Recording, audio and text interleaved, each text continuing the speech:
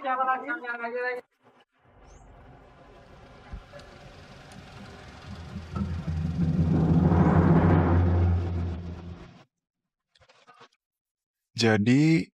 kamu kerja di tempat Natasha.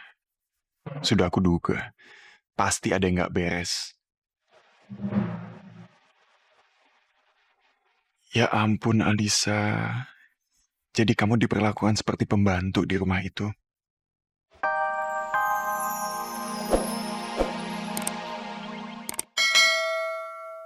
Jangan kemana-mana.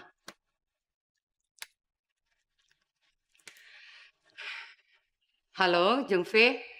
Iya, saya Sofia. Iya, gimana tuh? Bisa ketemuan nggak untuk rencana pernikahannya Evan sama Natasha? Aku mau pesen-pesen semua, pokoknya yang paling hebat, paling...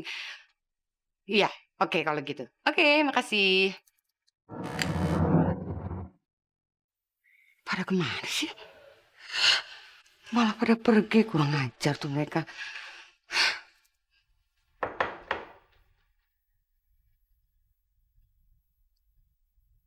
Saya cuma pengen kasih tahu kamu ya. Minggu depan adalah hari yang paling penting di dalam hidup saya. Karena saya akan menikah sama Evan. Kamu tuh yang bener aja dong. Pak Maulana, Jalan Cendrawasih nomor 3, Kompleks Persada, Jakarta Selatan.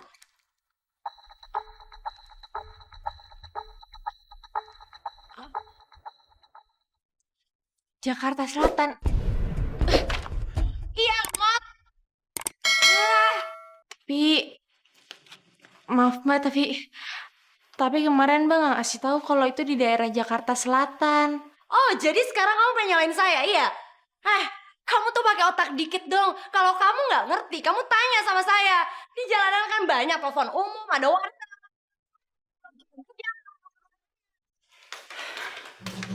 Udah, biar saya yang antar aja. Bu Rizka, kali ini sikap kamu keterlaluan, Nat. Kamu tuh sama sekali nggak bisa menghargai jerih payahnya Alisa. Aduh, Tante tolong ya, jangan ikut campur masalah ini.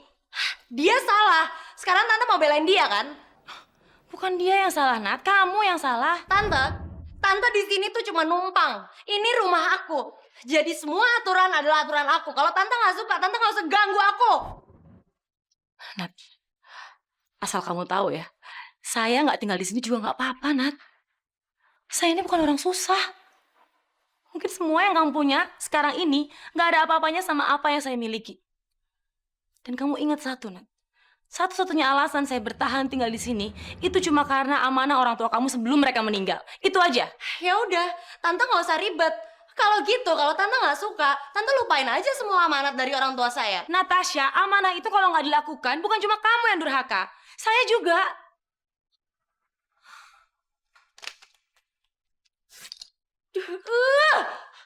Kamu lihat kan? Ini semua adalah hasil dari perbuatan kamu. Mbak, maaf Mbak. Tapi saya sama sekali nggak bermaksud untuk bikin Mbak sama Bu Rizka berantem. Ya udah, saya nggak apa-apa, saya antar lagi aja undangannya Mbak. Udah deh, kamu nggak usah ada di sini. Saya akan muntah lihat muka kamu.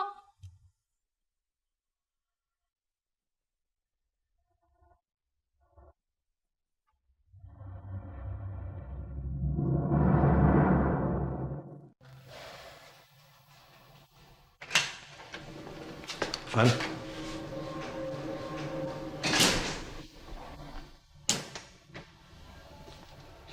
kok mau menikah mukanya kusut begitu? Kenapa? Bukannya senang?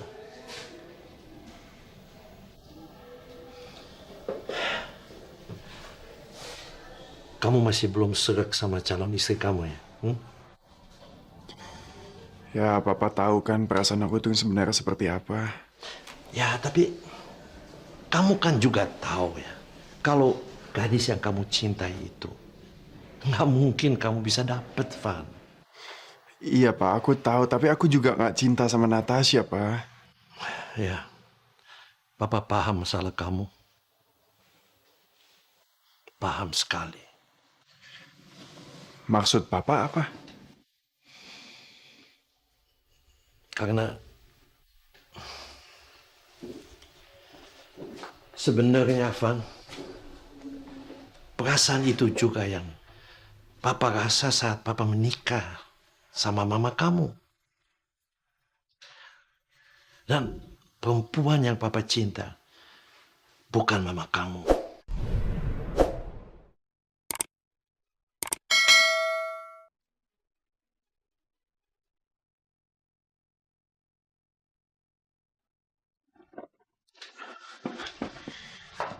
Sebentar, Pak, sebentar. Papa nggak pernah cerita mengenai hal ini ke Evan, Pak. Jadi sebenarnya perempuan yang Papa cintai itu siapa, Pak? Perempuan yang Papa cintai bernama Larasati. Tapi karena suatu sebab Papa malah meninggalkannya. Ya. Hingga Papa menyesal sampai sekarang. Sesal yang bukan main. Kamu ya, jangan pernah mau menikah dengan orang yang kamu tidak cintai. Kamu pikir lagi. Jangan sampai kamu menyesal seumur hidup. Van, Papa paham masalah kamu. Ya. Makanya Papa nggak mau apa yang terjadi sama Papa juga terjadi sama kamu. Ngerti? Iya, Pak, tapi buat Evan itu juga nggak gampang, Pak, untuk mendapatkan kejujuran. Sebenarnya seperti apa perasaan Alisa ke Evan, Pak?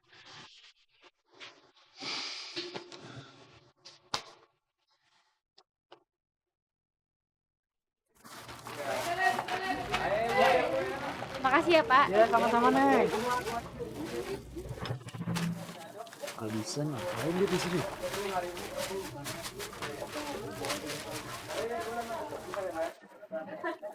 Ada nggak ya? Nggak ada, Pak. Makasih ya. Oh ya, sama-sama, Neng.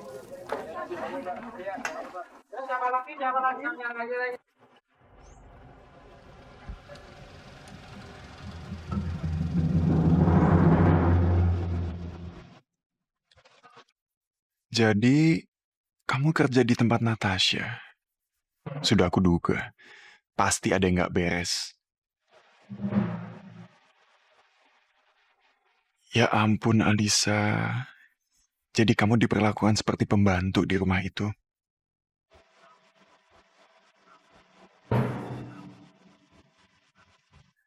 Kalau benar Natasha setega itu sama kamu, pernikahan ini batal.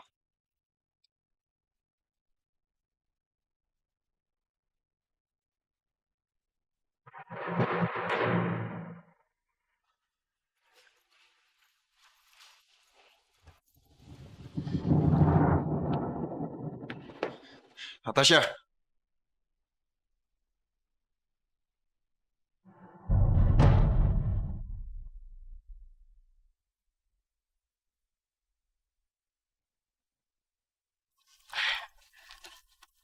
Van? Kamu kok nggak bilang-bilang sih mau datang ke sini? Sini sayang. Nat. Aku mau nanya sesuatu sama kamu. Apa benar Alisa kerja di sini?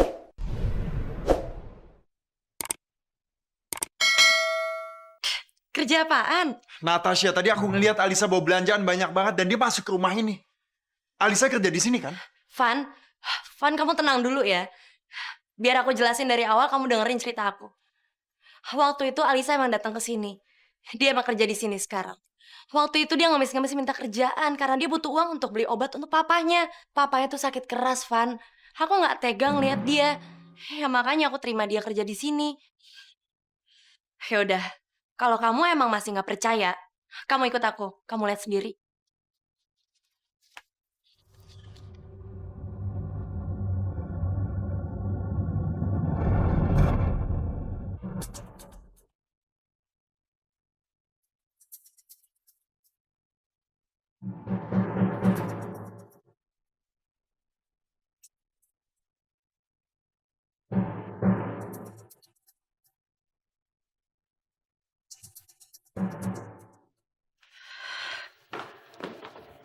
Itu tadi Pak Sarwana.